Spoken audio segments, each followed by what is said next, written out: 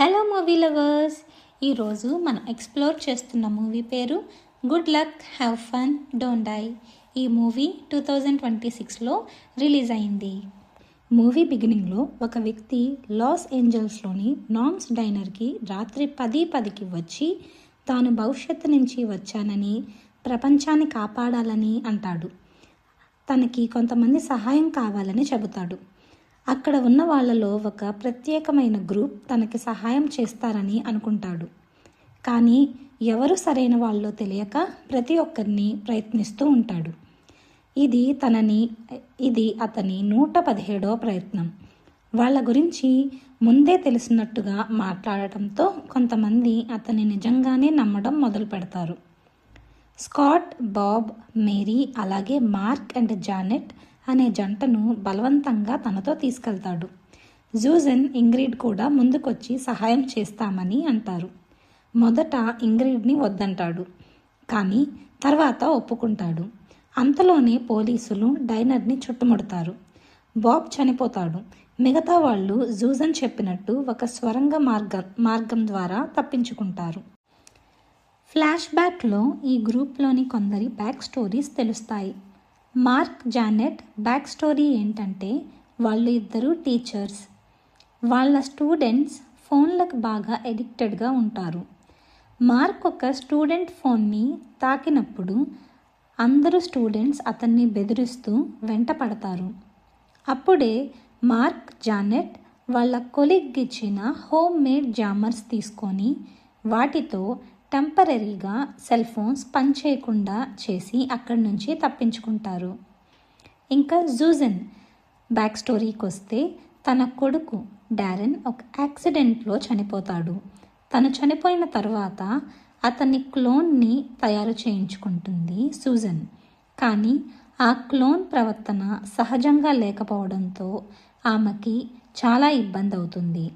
తర్వాత జూజన్కి ఒక కొత్త సర్వీస్ గురించి తెలుస్తుంది.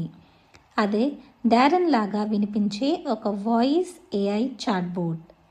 అది ఆమెకి డైనర్కి ఆ రాత్రి వచ్చే మనిషిని ఫాలో చేయమని చెబుతుంది. ఇంగ్రిడ్ బ్యాక్ స్టోరీకి వస్తే తనకి ఎలక్ట్రానిక్ డివైజెస్, వైఫై వల్ల ఎలర్జీ ఉంటుంది.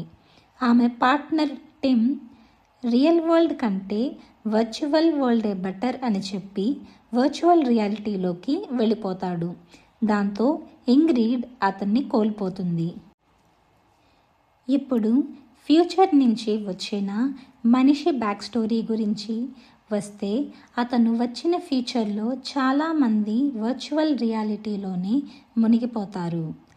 నిజమైన ప్రపంచాన్ని మర్చిపోతారు. అదే సమయంలో సహజ వనరులు అయిపోతాయి. దాంతో చాలామంది చనిపోతారు. అతను సూర్యకాంతి లేని ప్రపంచంలో తన తల్లితో పెరిగాడు. వాళ్ళు ఒక బంకర్లో ఉంటారు. అతని తల్లి అతన్ని ఎప్పుడూ బంకర్ నుంచి బయటికి వెళ్ళనిచ్చేది కాదు. ఒకరోజు అతని తల్లి పడుకున్నప్పుడు అతను బంకర్ నుంచి బయటికి వస్తాడు. అప్పుడు అతను ఒక విఆర్ సెట్ని చూస్తాడు. తర్వాత అతను ఆ విఆర్ సెట్ని యాక్టివేట్ చేస్తాడు. అప్పుడు ఒక డ్రోన్ ఆ బంకర్ని కనుక్కొని పేలుస్తుంది. బంకర్లో ఉన్న వాళ్ళమ్మ అక్కడే చనిపోతుంది. ఇది ఫ్యూచర్ నుంచి వచ్చిన వ్యక్తి బ్యాక్ స్టోరీ. ఇప్పుడు అతను మిగతా టీం మెంబర్స్ అందరికీ అతను ఎందుకు వచ్చాడు అనేది చెప్తాడు.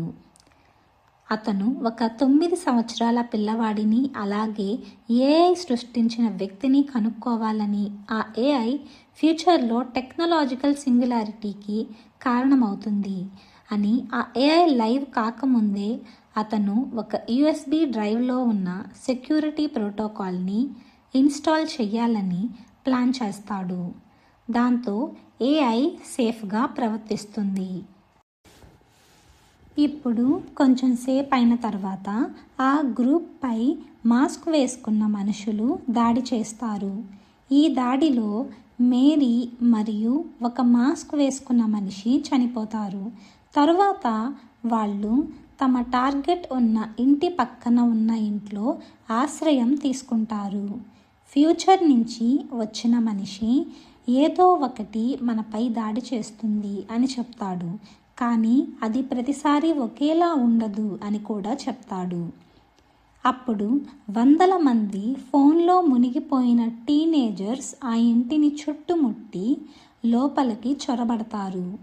మార్క్ మరియు జానెట్ తమను తాము ఎరగా ఉపయోగించి ఆ టీనేజర్స్ని డిస్ట్రాక్ట్ చేస్తారు. తరువాత టార్గెట్ ఇంటికి వెళ్లే ముందు ఫ్యూచర్ నుంచి వచ్చిన మనిషి జూజెన్, ఇంగ్రిడ్, డగ్ అనే మాస్క్ వేసుకున్న మనిషిని ఎదుర్కొంటారు. ఫ్యూచర్ నుంచి వచ్చిన మనిషి డగ్ని శాంతపరుస్తాడు, కానీ స్కాట్ ఒక దొంగిలించిన కారుతో వచ్చి అతన్ని చంపేస్తాడు. తరువాత వాళ్ళ నలుగురు కలిసి ఆ పిల్లవాడి ఇంటికి వెళతారు. అతను ఇంట్లోకి వెళ్ళిన తర్వాత ఆ పిల్లవాడి పేరెంట్స్ లాగా నటిస్తున్న ఒక కపుల్పై దాడి చేస్తారు. ఫేక్ ఫాదర్ స్కాట్ని చంపేస్తాడు. వెంటనే ఫ్యూచర్ నుంచి వచ్చిన మనిషి ఫేక్ ఫాదర్ని చంపేస్తాడు. ఇక ఫేక్ మదర్ అక్కడి నుంచి పారిపోతుంది. తర్వాత ఒక సీక్రెట్ టనెల్ని కనుక్కొని ఫ్యూచర్ నుంచి వచ్చిన వ్యక్తి జూజెన్ అలాగే ఇంగ్రిడ్ కలిసి ఆ పిల్లవాడిని కనిపెడతారు. జూజెన్ ఆ పిల్లవాడు క్లోన్ అని గుర్తిస్తుంది. అతను ఏఐ సింగులారిటీ సృష్టించేలా ప్రోగ్రామ్ చేయబడ్డాడని తెలుస్తుంది. వాళ్ళు యూఎస్బి డ్రైవ్ని ప్లగ్ చేయటానికి ప్రయత్నిస్తుండగా కొన్ని క్లీనింగ్ రోబోట్స్ మరియు టాయ్స్ వాళ్ళపై దాడి చేయటం మొదలు పెడతాయి. జూజెన్ని అలాగే ఫ్యూచర్ నుంచి వచ్చిన వ్యక్తిని బంధిస్తారు. ఫ్యూచర్ నుంచి వచ్చిన వ్యక్తి ఛాతీలో కత్తి దెబ్బ తగులుతుంది. ఇంగ్రిడ్ ప్రోటోకాల్ని ప్లగ్ చేయటానికి సిద్ధమవుతుంది. ఏఐ ఆమెతో నేరుగా మాట్లాడుతుంది. ఏఐ తన సృష్టి మరియు భవిష్యత్తు తప్పదు అని చెప్తుంది. ఫ్యూచర్ నుంచి వచ్చిన మనిషి ఆమె కొడుకు అని చెప్పి ఆమె ఈ కొత్త ఫ్యూచర్ని యాక్సెప్ట్ చేస్తే అందరికీ మంచి జీవితం ఉంటుందని చెబుతుంది. ఇంగ్రిడ్ ప్రోటోకాల్ని ప్లగ్ చేస్తుంది. దాంతో ఏఐ రీబూట్ అవుతుంది. ఉదయాన్నే మార్క్ మరియు జానెట్తో సహా సర్వైవర్స్ అందరూ తమ విజయాన్ని సెలబ్రేట్ చేసుకుంటారు. ఇంగ్రిడ్ ఫ్యూచర్ నుంచి వచ్చిన తన కొడుకుని కన్సోల్ చేస్తుంది, కానీ ఫ్యూచర్ నుంచి వచ్చిన వ్యక్తికి ఏదో తేడాగా ఉందని అనిపించి మళ్ళీ గతానికి వెళ్తాడు. అప్పుడు ఇంగ్రిడ్కి అర్థమవుతుంది ఏఐ వాళ్లకు ఫేక్ హ్యాపీ ఎండింగ్ చూపించి వాళ్ళని కంట్రోల్లో పెట్టాలని చూస్తుందని. ఇప్పుడు మళ్ళీ ఫ్యూచర్ నుంచి వచ్చిన వ్యక్తి ఆ రాత్రి మొదట్లో ఉన్న డైనర్కి వస్తాడు.